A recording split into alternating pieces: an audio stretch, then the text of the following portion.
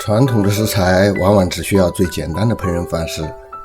跟煮饭一样简单的蒸腊肉。带皮的湖南柴火腊肉1块，牛羊豆豉1把，干辣椒几颗，腊肉切成1厘米的厚片，摆到盘子里，撒上豆豉、辣椒段，加点味精，锅里加水烧开，把腊肉盘子放进去，开中小火蒸30分钟，关火，撒上葱花，出锅。我已经等不及了，一大块塞进嘴里，肥肉软糯，瘦肉紧实，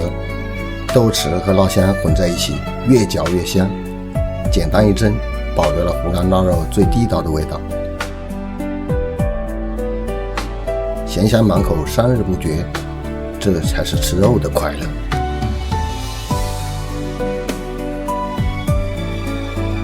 当你真的分不清鹅腿还是鸭腿，变没变质，如果有厨具，还自己做的最靠谱，吃起来安心放心。恭喜又简单的混过了这一餐，关注我，下周见。